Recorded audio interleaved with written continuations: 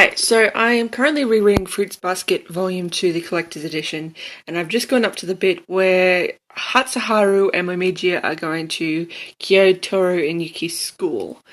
And as far as I get as far in the manga as the original 2001 anime gotten, I find that it's one of the most faithful adaptations, well, the only faithful adaptation until the 2019 one of the story. Like, people were telling me that, the manga's better, like the original anime is not good.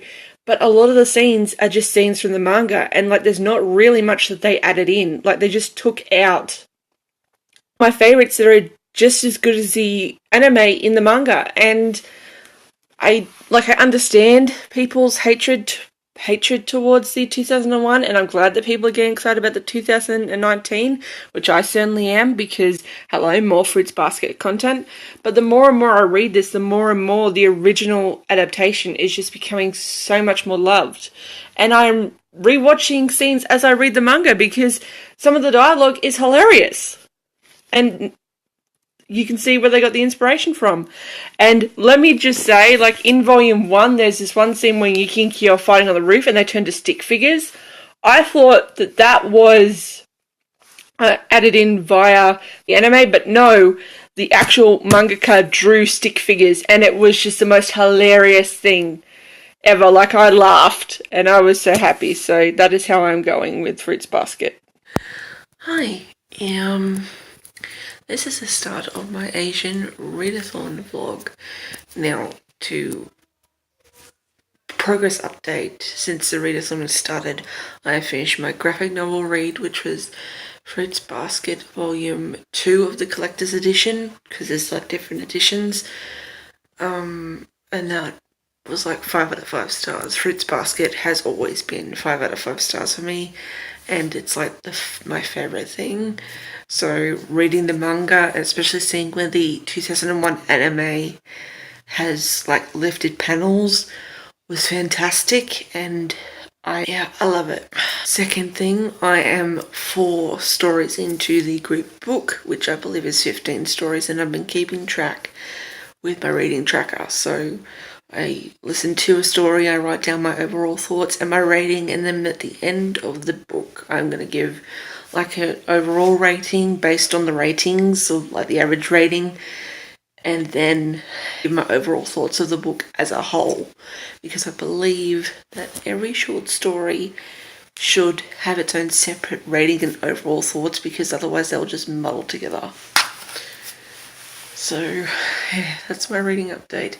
I have ordered The Kiss Quotient by Helen Hong to serve as my book by an Asian author, and then also the one with like the intersectional protagonist. So I've got to wait a week until that arrives, so I might start on We Hunt the Flame, which I've got right here.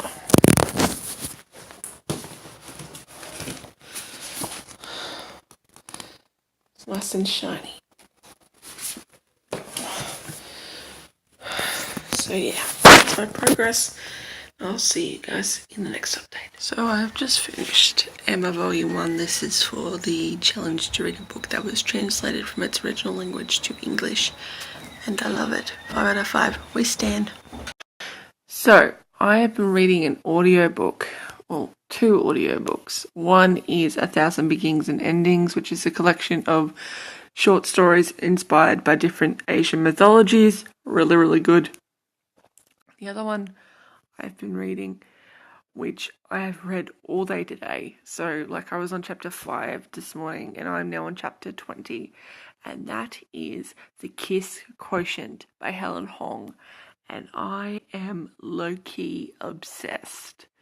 Like, the story is simple, but the characters are so cute, and the dialogue is perfect, and it's just, I love it. I love the feel of it. I love hearing it being read. It's a good story, and I'm enjoying it, and it's so very steamy. So I have finished the Kiss Quotient audiobook in 2 days. 2 days. I have never finished an audiobook that fast. But considering that this was a contemporary romance novel and not like a historical short story collection or a short story collection, I feel great about that. The Kiss Question was so cute. So fucking cute. And I am so excited to next month read the Bride Test, as I've spent my allotted audiobook money for this month. So I am excited. And Helen writes the most wonderful mutual pining. I am talking like just the most screaming at your book, just communicate type of mutual pining, when it's like both of them want each other, but both of them think the other one doesn't want the other, and it's the best. It kept me on the edge of my seat. The whole book was fantastic. I loved it so much. This was for the challenge of reading a book by an Asian author and a book that had an intersectional main character. So I'm good. That means I only have the read the group book challenge to go, which I don't think I'm going to get done because a lot of the stories I am not connecting with. And they're like over an hour, and I'm finding with my audiobooks that I prefer the thinner chapters to like say 25 to 26 minute long chapters as opposed to like 40 plus long chapters. And I realise that that's up to like the stories and how long they take to record, but it's just personal preference. But overall, I'm enjoying the audiobook. Highly recommend The Kiss Quotient. See you tomorrow. So instead of reading the group book and trying to finish the group book, I read one of my extra books for the Asian Readathon, which was Fruits Basket Volume 3, and it brought back all the feels for when I watched the anime and read part of the manga for the first time. Kyo's backstory, my poor sweet boy. I don't have Volume 4 because I only bought up to Volume 3, so that is the end for my Fruits Basket reread for now. And it was just nice to have a palate cleanser in between The Kiss Quotient, which is still my favourite book of this readathon, and trying to get back into the short stories by Ellen O and Elisa Chapman. Like, I think it comes down to the fact that a lot of them are so long that I lose focus, and I still reckon if I had the physical book I would have done a lot better with that, because that's the way I like to read long form stories. Whereas with The Kiss Quotient, each chapter was about from 25 to 30 minutes, and that was perfect. It was succinct, I could retain the information. But when you've got 30 to 40 minute long chapters and it drones on a bit, I start to lose interest. So what I think I'm going to do is focus on all the stories that are 30 minutes because I can get through them quickly, and then the ones that are 40 minutes or an hour I'll leave to the end, and hopefully that'll reinvigorate it a bit more because I'm up to story 7. Hi, so it's been a long while since I updated this vlog.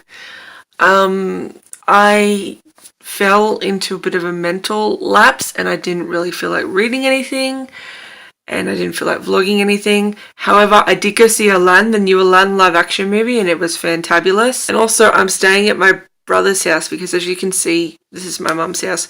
We're renovating the bathroom, and so like, yeah, it's been a roller coaster of a start of the month, which is why I did like the readathon to sort of distract myself from what's going on.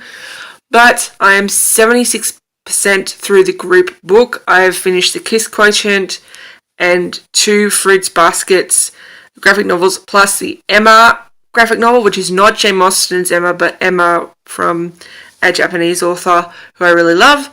And so that is where I'm up to. I'm hoping to get the group book finished so that way all the challenges are completed. But if I don't, it's not the biggest deal in the world to me. Like, I've read 7 or 8 or 9 out of the 15 stories, so that's pretty good. And because the stories range from like really, really interesting to not really that interesting, my interest wanes depending on what I'm listening to. So I think however many stories I got through is a good result. So I would consider the challenge completed anyway. So that is where I'm up to, and now I am going to head out because I only have 2 days in town and I need to make the most of them. So I'm going to head out and I will update you guys soon. So it is one last day before the Asian Readathon wrap up, and I thought I just might share my thoughts on some of what I've been reading. First off, The Magnificent Miss Marvel, which has got Camilla Khan, and this is just an extra book that I put on my TBR in case I finished everything and I needed something to break up the audiobooks with, because this is quick. This is just one issue. It's a good setup issue. I really, really loved it. I love the art style and the colouring. So I'm going to read more of it. And she does a crossover with Spider-Man, and I am on that. I love that. I want to read it. So I think that this was very good, and it was a good setup. It wasn't 5 stars. I'd probably put it as like a 3. I know virtually nothing about this. I have not read any previous series, but that's how I like to go into it, because you get the character is established and they're a hero now, and then I think that's one of the things I like to read is when they're established with no backstory and I just dive into it. Second thing I wanted to mention is I'm almost done with the audiobook. I've got one more story to go. One more. I spent the majority of my day listening to it, and I think doing what I did worked, which is what I listened to all like the 30-minute, 40-minute stories and left like the hour-long stories last, so that way I could really focus on them. So far, a lot of these were like 3. There were a couple of 5 stars. There were a couple of 4 stars. One 2-star, which is the Spear Carrier. I didn't personally connect with the Spear Carrier per se, but it's not a bad story. It's just one that I didn't really enjoy. But the rest of them are really, really good. I noticed that there are some that are more famous, like The Daughter of the Sun was based on the fairy tale of the sun and the moon falling in love, and they have the birds bridge and they cross, or like the 2 silver butterflies, which is like the Chinese Romeo and Juliet. I enjoyed those a lot more because I was a lot more familiar with them than I was some of the other ones, but a lot of this is learning and really, really interesting. The last one I've got is Like Candlelight by Julie Kagawa. Now I have read Shadow of the Fox. I need to finish it, but I've read that, so I know what her writing's like, and I am really interested to listen to this story. So I will check back in when I've listened to it, maybe tomorrow or the next day, to do my wrap up for this whole entire read. Just finished the audiobook for 1,000 Beginnings and Endings, and 4 out of 5 stars. A lot of the stories I really, really liked. A lot of them I didn't mind, so yeah, but that's an update, and I'm looking forward to sharing my thoughts later. Okay, so we are back, and I'm just going to do my final thoughts and sort of wrap up on my Asian Readathon experience. I read 6 books in total, and I have my little Readathon tracker journal thing here. So I first read the group book, which was to complete the challenge, the group book, which was 1,000 Beginnings and Endings by Ellen O and Elise Chapman, which was a bunch of Asian myths and legends retold. And I really, really love that. A lot of the ones I noticed were like more historical or more retold, but in the past setting, more than the ones that were in the modern setting. And I really, really noticed that when I was like listening to them, because I would be aside from I think like Steel Skin, which was like a sci-fi retelling, and then there was like this one retelling, I think, which was like E.C. Myers' story, where it's a girl who lost her mother, and the only connection was this cosplay necklace she made for her character in the game, and she connects with her mother's avatar in the game, and that was really cute. I read the 1,000 Beginnings and Endings on audiobook. I also read The Kiss Quotient, which was the challenge to read an intersectional Asian main character. The main character of The Kiss Quotient has autism. I read that via audiobook. That was probably my favourite book out of the whole readathon. Not that the other books were bad, it's just that I have a pre-existing love for some of the series, so this was a fresh new love that I had, and Stella and Michael was so cute and sexy and swarmy, and oh my god, I loved it so much. That was probably my favourite, and that audiobook was delicious. Like, I would highly recommend that audiobook. I read Fruits Basket, the Collector's Edition Volume 2 for the challenge to read a graphic novel, and Fruits Basket, I love it. It's a whole thing. I have many, many memories of Fruits Basket, and rereading it in its original source material was one of my favourite things. And I think because I originally thought that the 2001 anime had adapted a whole lot and just done a lot of stuff on its own, I didn't realise how much of the stuff I loved from the anime was just in the manga itself. Like, it wasn't a thing. I think the anime just mostly made sense to bridge the timeline of the manga, because like in the manga there will be panels and they'll just cut off and cut to a completely random time. But I think that's what I loved about it. And then I read The Kiss Quotient doubled as both a book by an Asian author and the thing. So then I read Emma, A Victorian Romance by Karen Mulroy, which was a reread. Again, I love Karen Mulroy. She is so funny, so witty. I loved Emma. It's a Victorian slow burn romance that just makes my heart sing. And yeah, that completed all the 5 challenges. I'm reading a book by an Asian author, which was both the Kish Quotient for that one as well. Read a graphic novel, Fruits Basket Volume 2. Read a book with an intersectional main character, which was the Kiss Quotient. Read a translated work, which was Emma.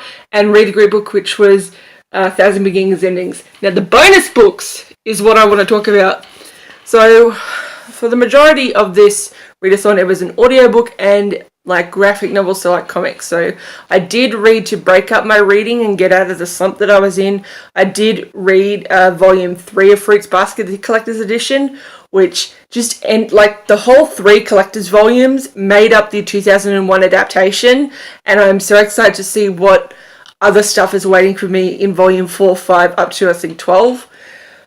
I'm so excited about that. But then I read the Magnificent Miss Marvel issue 1, and like I am so psyched to finish and read that comic book series because it's Kamala Khan, the new Miss Marvel. Oh my god, I'm so excited. This was such a good thing. And yeah, all the books were fantastic. I loved every minute of this readathon. I loved getting to hear new stories. Loved revisiting old stories and having a new appreciation for them. It was just really fun. I didn't get to We Hunt the Flame or The Gilded Wolves, which I did put on my other list when I redid my spread in my tracker. However, because I am doing Year of the Asian Reading Challenge, I think it's called, I'm going to include those on that TBR, so they'll fit in some way or form during this year. But thank you so much for watching. If you've made this far in this video, thank you so much, and I look forward to seeing you all again in my next reading vlog. So, bye!